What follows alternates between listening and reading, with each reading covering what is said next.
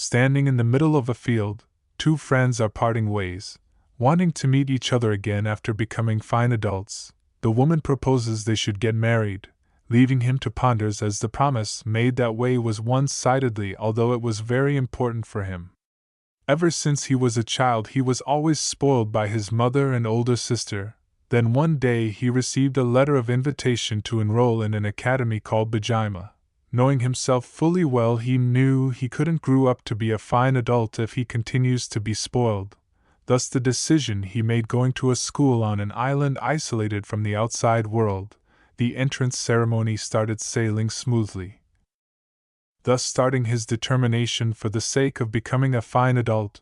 This school is originally made for bureaucrats, presidents, or national singers, numerous talented people emerging from this environment. The MC didn't ponder much as he only wants to keep his promise to the woman from his childhood. Karou is convinced of becoming a real man on the island. Although his other male peers finds the situation odd as they are a lot of too many cute girls. As school started he is surrounded with beautiful women fully looking well grown up. He seems restless, managing to bump into a freshman, giving him a scare. The student warns him to keep a lookout. This gave Karou envy as he promises to one day catch up with everyone if he drinks milk every day. A woman suddenly emerges named Kanra-san. The students are happy to see her, happily singing with the children. Karou is suddenly met face to face with Kanra-san. Seeing their substantially different height he feels small around her. She introduced herself on living in the islands for the meantime, asking if he should need help. She is welcome to hear his requests. Karou feels a bit shy considering she has to be in charge of explaining the island to him, resulting in taking too much of her time, especially when she has student council work. He apologizes, although she tries to assure him, exclaiming it's a privilege for her to cater to a young gentleman like him. He suddenly became frustrated being called as cute and not seen as a man. Kanra suddenly questions if he has time after school today. This resulted in her showing around the city today, being dragged around eating delicious food, finding her pleasing appearance and personality to be cute. As their days dragged on enjoying their date, Kanra finds a perfect spot with a beautiful view of the city. She felt relieved visiting the places found to be typical of date spots. Being glad and asking if he has anything in mind to visit next time, Karou suddenly noticed her shirt being wet, all of a sudden being flustered at the sight of it. Kanra called him to be a pervert, although she questions if he founds this to be sexy, finding his arousal to be quite pleasing as she finally revealed her demon self, revealing that the sexual desires of humans sustains demons like themselves. Karou still couldn't believe horns coming out of her and being a demon. She then insisted he grabbed onto her melons. Karou finds it pleasing as he finds happiness seeing them. She then revealed they couldn't leave the island once they arrived. She then turned Yandere all of a sudden, not letting her prey get away, scaring Karou away to dash away from her. Karou couldn't believe he was squeezing the marshmallows without a thought. He ponders if she's not human. He suddenly stumbled upon the guy he met this morning being shipped out, whispering about him already losing his V-card. This made Karou ponder what kind of stuff is going on in this island, let alone being shipped out due to it. He suddenly overheard the demon deciding to eat him tomorrow. He now finds himself anxious, seeing as if he gets caught he would also be eaten alive, not being able to fulfill his promise to his parents and also friend. With the flashback ending, he hurriedly ran towards his fellow male classmate, desperately saving him, questioning the sanity of the women in this island. Unbeknownst to him, the female demon went back and sneaked up on him, wanting to eat him instead due to his actions. But her actions was stopped by Kanra swiping her off the planet. With her terrifying knife skills and strength she defeated a lower class demon, exclaiming that those who are not nobility is not permitted to touch her prey. She then calmly approached Karou to not leave her suddenly as he would get preyed on by other demons. Although she exclaims of eating him up, she questions his next whereabouts as he was planning to leave.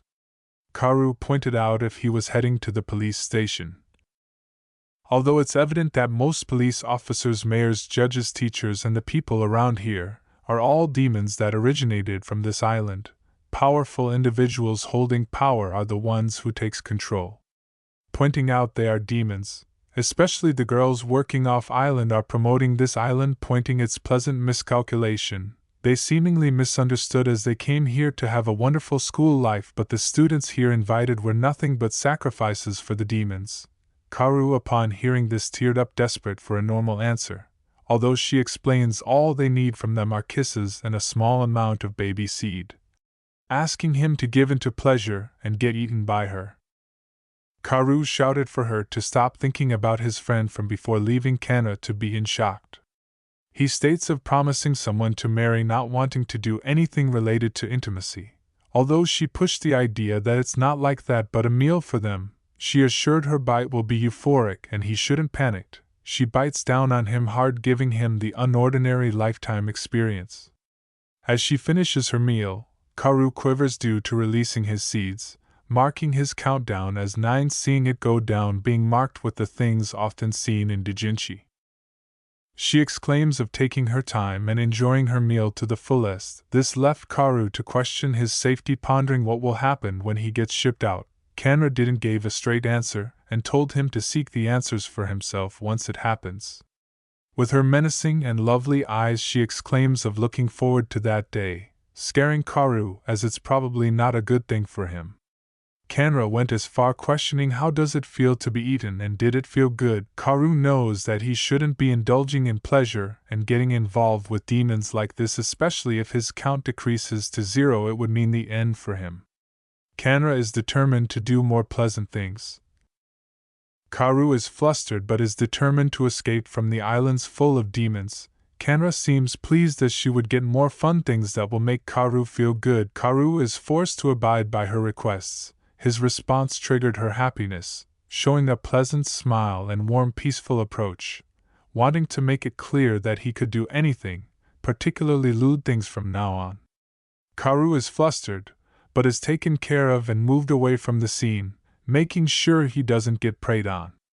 In school, as class starts, everything seems normal and function as a normal school, even the students. Karou couldn't believe that earlier he was meddling in the student council's melons, indulging in what others might think of as fantasy.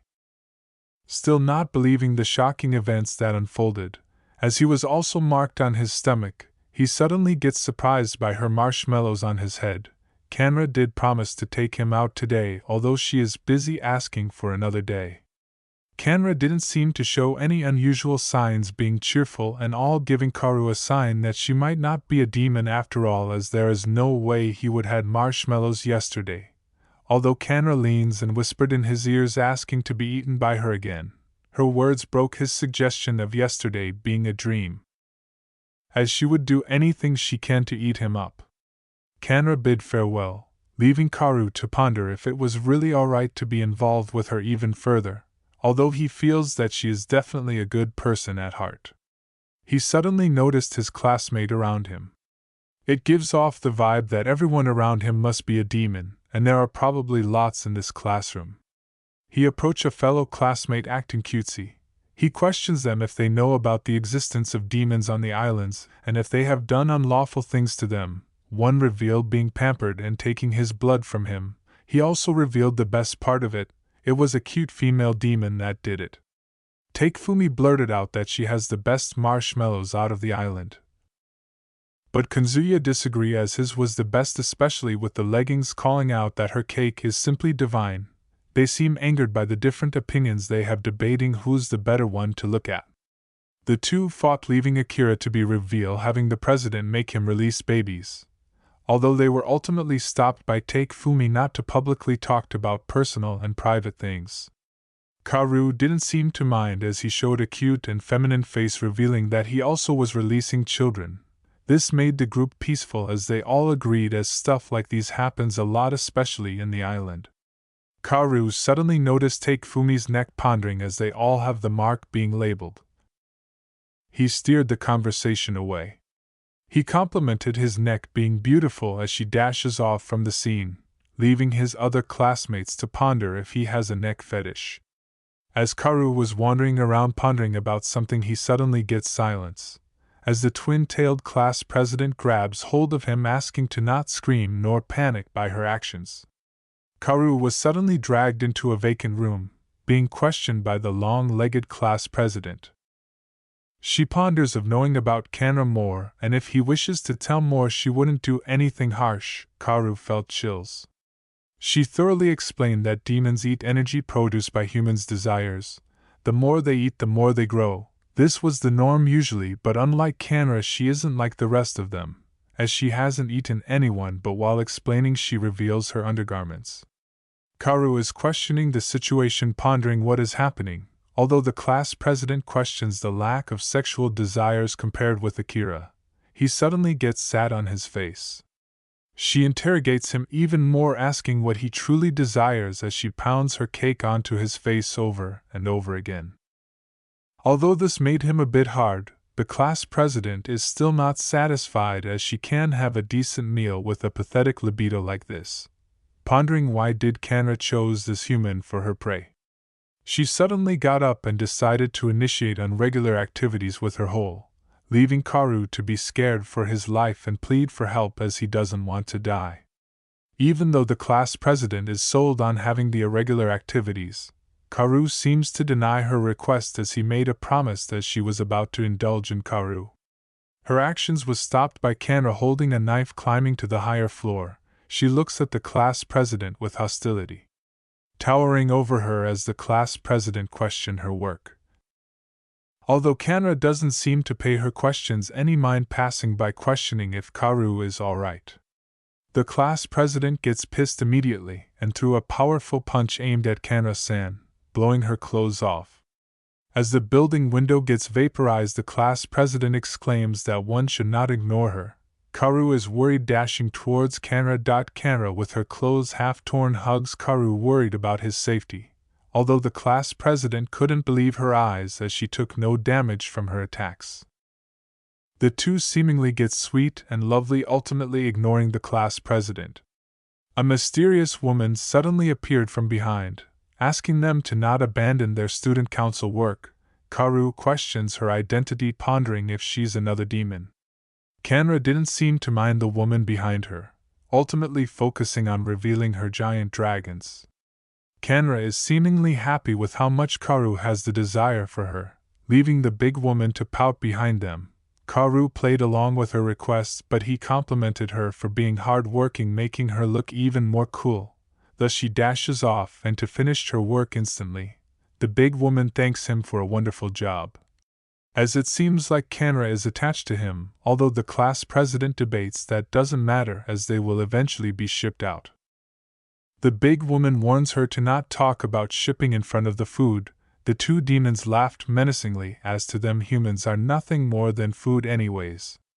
Karou gets told off to go back to his quarters as to not make Kanra be mad by snacking on her food. Karou didn't disobey and left the scene in a hurry. This left the big woman to give the class president a little advice, as she is not royalty but a common person.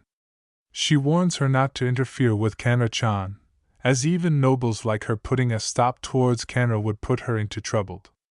As Karou was leaving, he gets questioned by the same group of men earlier, questioning if he had seen Katsuhisa, as it seems odd that he missed school due to sickness, but when they went to investigate, they just stumbled upon a female demon leaving his room.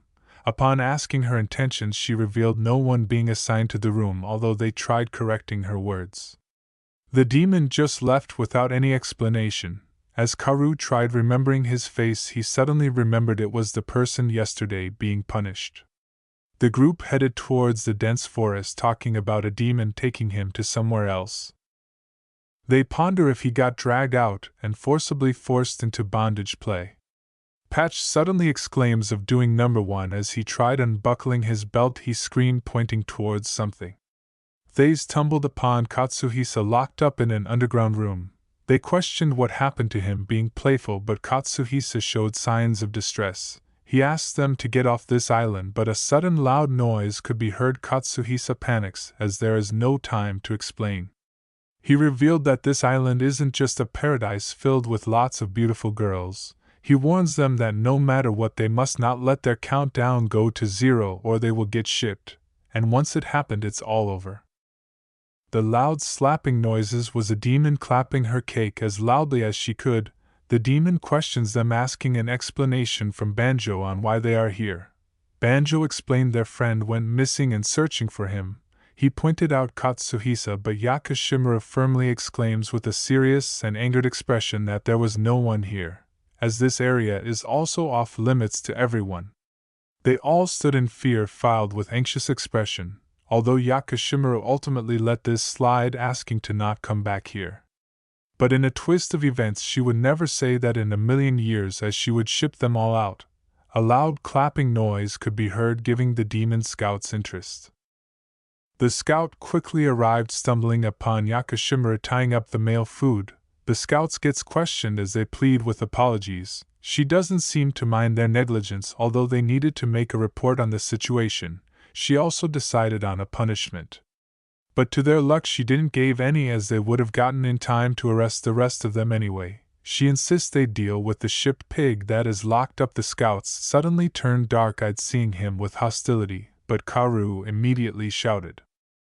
Questioning their intentions with Katsuhisa, Yakashimura asks him to stay quiet as the rest of the scouts put a knife on his neck, warning him to not talk to her like that, as the student council is the higher-ranking members rules this island, which includes Scanra-san. Banjo is suddenly sat down upon with her big cakes. As she expressed her distraught, expecting more towards him, she ultimately finishes him with a clap of her cheeks, calling it as a shame toward him. The scouts ponder if they could eat Shibana Karou, but upon hearing his name Yakashimura suddenly questioned if he were really Karou. Upon knowing he was Kara's food, she freed all of them with a clap of her cheeks, asking them to leave. She revealed hating things that aren't fair. She also warns them to never go past the center line towards the left side of the island, asking to forget everything they heard or saw, or else she will ship them out herself. As the group ran like hell, they all felt fear and anxiousness, wondering about if Katsuhisa and the meaning of being shipped out.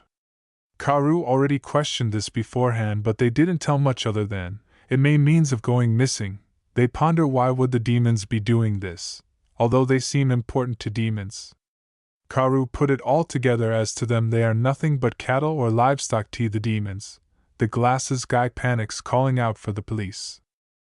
Calling for the police would fix the issue, but he revealed everyone except the students on the islands are all to be demons. It means that this island is just a cage to hold humans that are ready to be eaten. This made the group ponder of getting away. The group stood still as it's clear they have to get off this island, but before this Karou wants to save Katsuhisa.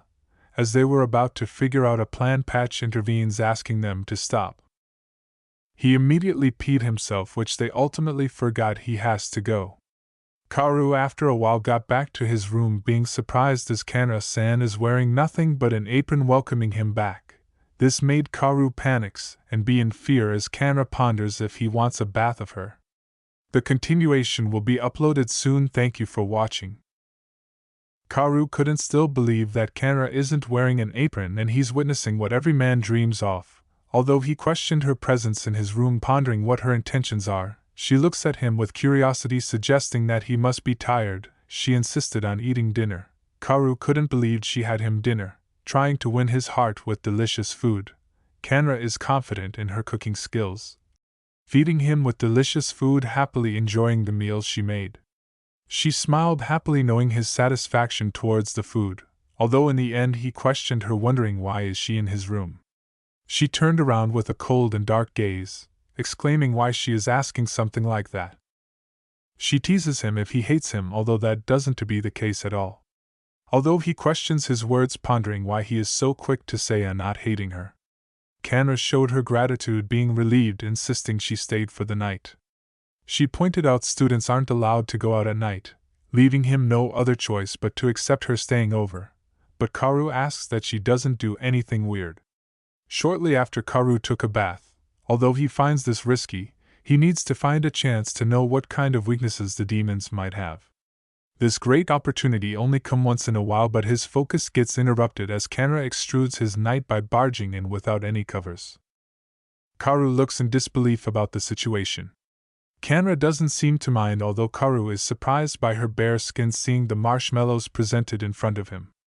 After the bath, Kanra is happy as they sleep together peacefully holding him in her arms. Her horns suddenly grew out. Questioning why her horns grew out of nowhere, Karou ponders if this is a weakness of demons.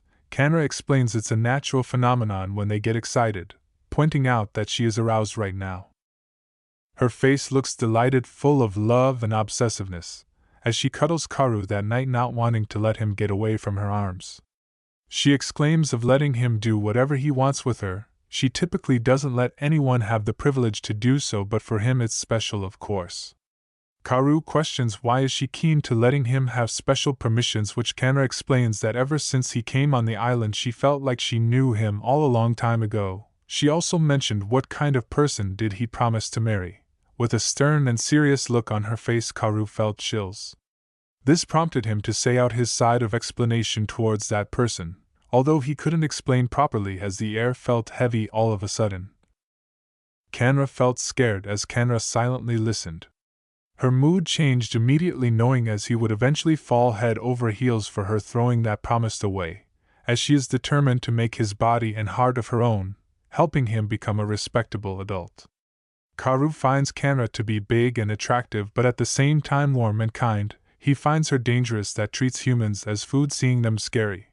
But at the same time he finds her fascinating, seeing her beautiful and majestic figure. He finds her being a demon to not only be sweet, having a mix into it, showcasing her personal kinds of charm. Karou with the Riz describes her being like honey cheese pizza. This made Karou to fell asleep.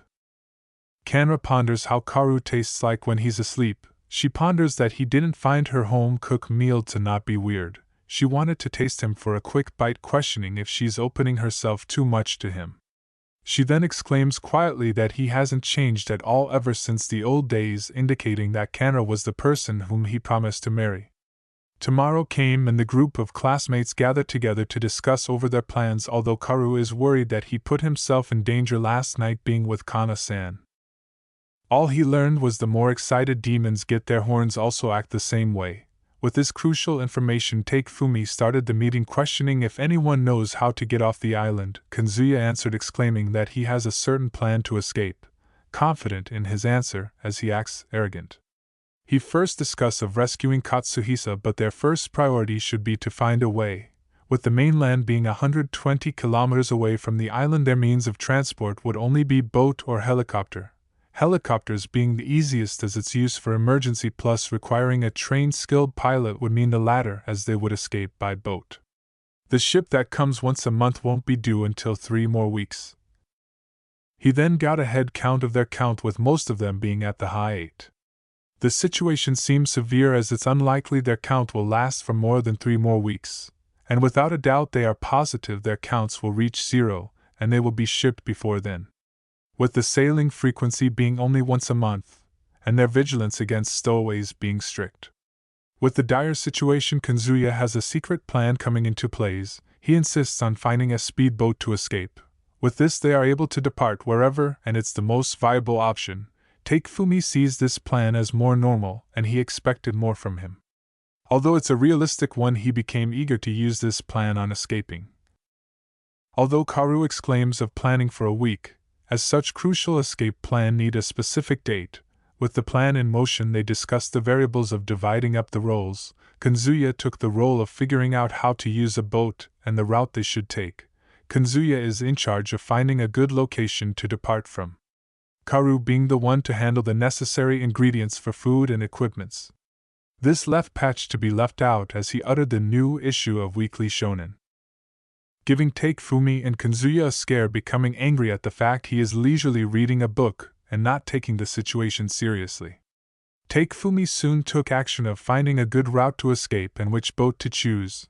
As he was pondering about the plan, he managed to get hit with a big pair of marshmallows on the way. Being one side slap, he became surprised as the huge marshmallow demon is here. He gets question of being involved with Karou today, although he denies being with him today. He gets a warning for his sake that he shouldn't get too close to him, and if he ever gets involved even further, he never knows what Kanra-chan might do. Takefumi questions if it's the big marshmallow demon. pissing her off, as hers are much large, which he couldn't agree more. Takefumi curiosity wonders with Kana-san if she's a very dangerous individual, although the big marshmallow woman denies her being a bad person. Although when it comes to her food or towards Karou she could get pretty dangerous, she warns Takefumi not to get involved with Kana-san. She tried rephrasing her words that they could mess with anyone but her, hinting towards herself. She questions his intentions of being near the border of the island, snugging him with marshmallows, questioning if he likes them. She ponders if he doesn't like them, to which he wholeheartedly disagrees, as no man would ever hate it, bringing all shapes and sizes, being amazing, even pointing out his dreams consisting marshmallows. He suddenly regained consciousness and apologized for talking much about the female part obsessively. He waited for a negative reaction only to be met with affection and understanding. He agreed on liking her marshmallows and would exterminate anyone who hates on her for that sole reason. She then exclaims if Takefumi is interested in seeing big ones in real life. This ultimately gave him aneurysm prison school style, squealing like a pig. She gave the option of seeing them but can't touch, or touching them but not being able to look at them. She thoroughly enjoys playing games like these. Takefumi thought of this hard, facing the greatest question that man has ever faced. She then put up a condition: if he is able to answer the question, she would let him do both. Takefumi is in disbelief, imagining the wonderful desire he has for it. She then interrogates him, questioning what he's hiding from her all along. She suggested that they might be thinking of trying to leave the island. This left Takefumi nervous, pondering how did she manage to know their secrets. He ponders of answering truthfully, although this might result in the end of their plans. He needs to avoid giving the answers somehow, although he needs to give the correct answers, resulting in him touching and holding marshmallows. His mind is troubled, not being able to decide. With 3 more seconds remaining of his time, he won't be able to get his prize. This resulted in Takefumi making up some kind of lie. But this won't do, as he won't be able to win the prize and would result being in trouble. He made up a flashback of enjoying time together with his mother, as they were the only ones left. She raised him all alone, which resulted in him doing whatever he could so that his mother doesn't have to worry about him. And truth be told, he wanted her to spoil him, resulting in his hidden desires to keep growing stronger every day. He held himself back as to not upset his mother. He thought the cravings would one day go away, forcing himself to endure until he became an adult, but in the end it never went away. His desire continues to grow. He can't even begin to tell how much he desires them. His excuse seemed to work, resulting her to be fond of him, loving that kind of personality towards him. She also questions him if he was kind of a masochist, wanting to play with him. Takefumi finds her as an angel, wanting to answer his desires. This resulted in him being asked if he wants to see or touch. Takefumi couldn't believe that she is keeping her promise. He chose seeing the wonderful marshmallows, as one's sense of sight leaves more of a memory than sense of touch. Although he would be glad to be given a chance to touch them in the future, wanting the pure joy of that moment to be beyond belief, he grew fond of him, dragging him to someplace else as it would be too embarrassing to do it in public. On the back of the room of the pier, Daruko-san showed her bare marshmallows. We transition back to Kanzuya in the library, as he ponders how did he end up in this situation. He denies the request of the student council's request. She exclaims, insisting on doing so as punishment for his trespassing into a no-entry area. Her request was all along slapping her cakes. As a way to atone for his sons, the group seemingly is one by one falling victims to the demons. Kanzuya couldn't believe that she expect to spank her. Although she is assured of the punishment, he ponders if it's the other way around. She explains that if it was the other way around it would result him enjoying it. She sees this befitting for a punishment. Kanzuya is left nervous, pondering her sanity. He eagerly explains that there is no way he would enjoy spanking someone, standing his ground to not abide by her request. He proved her point. She exclaims that he shouldn't underestimate her cake, asking to spank with all he's got. She exclaims, being ready, leaving Kanzuya with no choice. Although he remembered the horror of seeing someone get spanked in the cake, what feared him the most of himself was the deep down desire to slap someone's cake, being terrified and delighted at the same time. As soon as his hands landed on her cake, the student council felt a sudden contraction, leaving her to quench. She felt her body being electrified, exclaiming that she gave out a wonderful feeling. This made Kanzuya with fear wanting to escape the island and resist the charms of these devils, but experiencing his deep desires firsthand, he no longer has the will to go forward. At the home center, Karou is packing up materials and necessities needed for their escape. But Karou ponders if he's missing something. He suddenly remembered the embarrassing memories with Kanra-san. Although she seemingly popped out of nowhere, startling him, he gets questions on what he's up to, subtly explaining window shopping. This gave Kanra-san the idea that he is free right now. She grabbed him and dashes as fast as she could with her godly speed and strength. She leaped through the sky, jumping as high as she could, scaring Karou. Upon arriving at the store, Karou realized the missing thing he was trying to remember, and it was Kanra-san. Their date went on as she became a trap even more, wearing gothic clothes, making Kanra fell in love even more.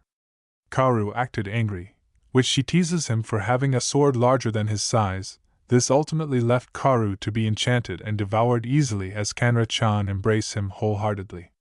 The two could be heard as Karou finishes, leaving the other demons to look with interest. Karou is left with no choice, as they should be able to counteract their own demons. And if things go on like this, they would never escape meeting their fate. As Karou was being pampered by Kanra-san, he decided to question how powerful demons are. This made Kanra happy as she perceived he is trying to get to know her better. She exclaims of happiness, although this made Karou felt the underlying intentions hurt his heart. Kanra exclaims of have much more power than humans, and using the examples like the class president, she is way more powerful than that. She also revealed weighing more than the average human, with her weight being 129 kilograms and 197 centimeters tall. Demons' body structures are fundamentally different. Later the group gathered where Karou revealed the strength of demons being incomparable to humans. Banjo only revealed that his grip being only 200 kilograms. This left Patch to realize that all along he was sucked off by a saltwater crocodile without even knowing it. Banjo exclaims if a demon sees them escaping, they are all toast the moment they are found, as the demons could chase them in an instant. Thus this would ultimately result in them being forcefully drained one by one while preparing to escape. Before then they would reach 0 count and get shipped. They soon prioritize having a way to counter demons for their escape. Patch questions the escape plan if they needed to delay it. Banjo realized they couldn't as their count went down by a lot, and knowing this they wouldn't last for a week. Patch gets angered by this, exclaiming that his didn't drop, although the other group members became silently angry at his words. His words finally struck them, but it's revealed his count is lower than them and is near being shipped out. He gets pinched twisted where Takefumi is angered as he has the nerve to talk about something like it, which he also failed to get some sense into his head. Karou lighten up the mood as they have better chances of escaping, as compared back then they had no counteract with the demons. And this time they are prepared. If they find a better countermeasure, they would also have enough time and way to escape the island other than in a tiny boat. He pointed out if they could convince the demons to use the ship they came on, it would be more realistic possibility to stow themselves away like that. Banjo couldn't agree more, as the demons' surveillance would be uptight. Seeing its possibility, this made everyone felt a bit better, knowing their chances to escape is not slim or none anymore. Karou showed the face of a cute femboy, striking their hearts out. With this they have to avoid demons and escape before their count reaches 0. With the first thing is they have to find a way to neutralize the demons, and they need to investigate ways to avoid being found out by the demons, which they targets are the demons who are in charge of each one of them. With this in mind, they are lucky enough to be close to them to find a way. With their plans being solidified, they call it a day, awaiting for their plans to set in motion.